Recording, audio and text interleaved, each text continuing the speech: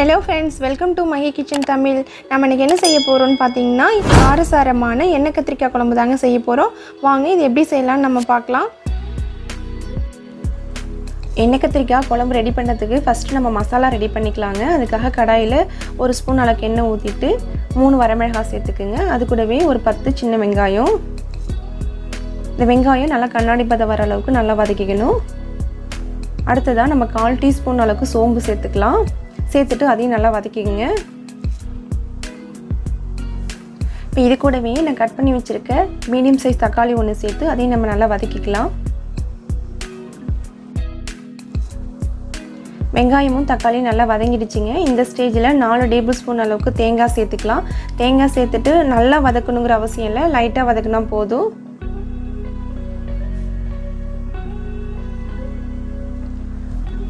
அவ்வளோதான், தேங்காய் வதங்கிடுச்சு. நம்ம அடுப்பை ஆஃப் பண்ணிடலாம். இது ஆறுனதுக்கு அப்புறம் நம்ம அரைச்சிக்கலாம்.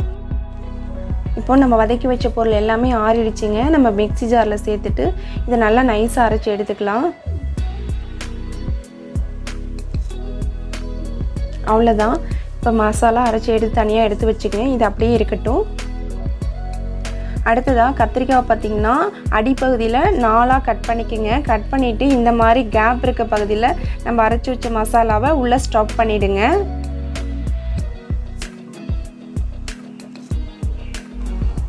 மசாலாவை ஸ்டாப் பண்ணும்போது எக்ஸ்ட்ரா இருக்க மசாலா எல்லாம் கையை வச்சு இந்த மாதிரி எடுத்துருங்க. இதே மாதிரி எல்லா கத்திரிக்காயையும் நம்ம இப்போ உள்ளே ஸ்டாப் பண்ணி தனியாக எடுத்து வச்சுக்கலாம்.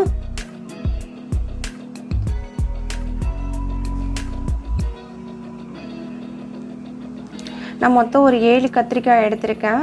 எல்லாத்தையும் நம்ம ஸ்டஃப் பண்ணி இப்போ தனியாக இது மாதிரி எடுத்து வச்சாச்சு. இது அப்படியே இருக்கட்டும்.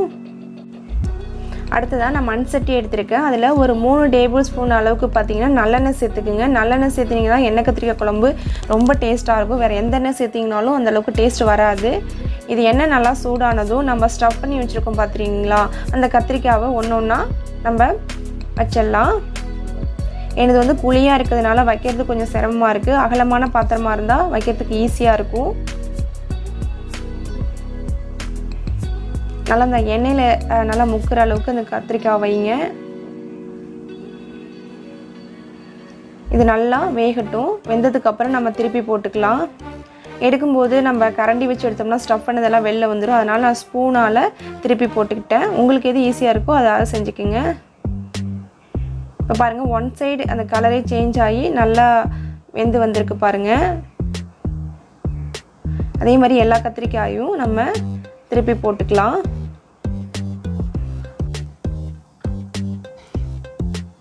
இப்போ நல்லா கத்திரிக்காய் குக் ஆகிடுச்சு. நம்ம தனியாக பிளேட்டில் போய் எடுத்து வச்சுக்கலாம். இதை பாருங்கள், கலரே சேஞ்ச் ஆகி நல்லா குக் ஆகி வந்திருக்கு.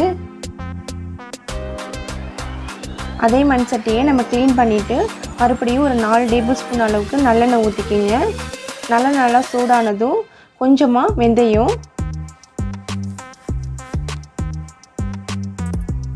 அது கூடவே கொஞ்சமாக கருவேப்பிலை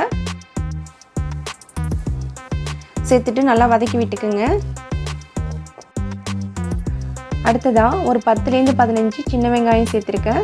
சேர்த்துட்டு நல்லா வதக்கி விட்டுக்குங்க. எண்ணெய் கத்திரிக்காய் குழம்புக்கு சின்ன வெங்காயம் சேர்த்திங்கன்னா தான் நல்லாயிருக்கும். இப்போ வெங்காயம் வதங்கிறதுக்கு தேவையான அளவு உப்பு கொஞ்சம் சேர்த்துக்கலாம். சேர்த்ததுக்கப்புறம் இதையும் நல்லா கலந்து விட்டுட்டு வதக்கிக்கலாம். வெங்காயத்து கூடவே நம்ம பூண்டு ஒரு 5-6 சேர்த்துக்குங்க.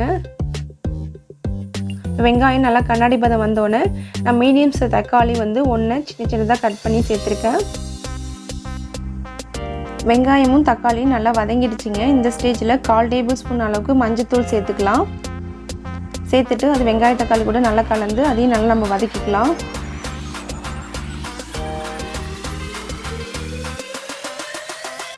அடுத்ததாக குழம்பு மிளகாத்தூள் 2 டேபிள் ஸ்பூன் சேர்த்துருக்கேன். குழம்பு மிளகாத்தூள் உங்களுக்கு எப்படி ப்ரிப்பேர் பண்ண தேவைப்பட்டுச்சுன்னா நான் ஐகார்டில் கொடுத்துருக்கேன், செக் பண்ணிக்கோங்க. குழம்பு மிளகாத்தூள் இல்லாதவங்க 1 டேபிள் ஸ்பூன் மிளகாத்தூளும் 2 டேபிள் ஸ்பூன் மல்லித்தூளும் சேர்த்துக்குங்க. அடுத்ததாக நம்ம கத்திரிக்காய் ஸ்டஃப் பண்ண மசாலா பேலன்ஸ் இருக்கிறத நம்ம இதை குழம்புலையே சேர்த்துடலாம்.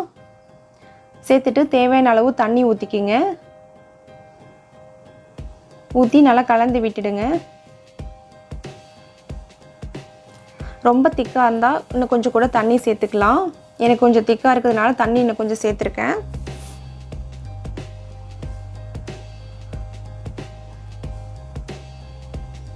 அடுத்ததாக நம்ம கத்திரிக்காவை ஒன்று ஒன்றா வைக்க ஆரம்பிச்சிடலாம்.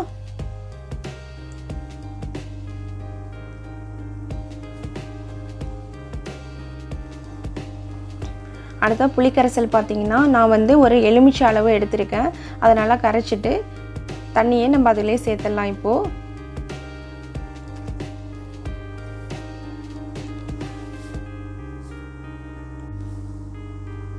இப்போது நான் ஒரு 10 நிமிஷம் நல்லா குக் ஆகட்டும். இப்போ நம்ம மூடி போட்டு மூடி வச்சிடலாம். 10 நிமிஷம் ஆயிடுச்சு. இப்போ ஓப்பன் பண்ணி பார்க்கலாம். பாருங்கள், மேலே எண்ணெயெல்லாம் நல்லா பிரிஞ்சு வந்துடுச்சு. கத்திரிக்காய் குழம்பு ரெடி ஆயிடுச்சு. அவ்வளோதான், நம்ம அடுப்பை ஆஃப் பண்ணிடலாம். காரசாரமான எண்ணெய் கத்திரிக்காய் குழம்பு ரெடி ஆயிடுச்சுங்க. இது வீட்டில் செஞ்சு பாருங்கள். செஞ்சு பார்த்துட்டு கமெண்ட் பண்ணுங்கள், ஷேர் பண்ணுங்கள், லைக் பண்ணுங்கள். நாங்கள் போகிற ரெசிபி உங்களுக்கு பிடிச்சிருந்துச்சுன்னா சப்ஸ்கிரைப் பண்ணிக்கோங்க.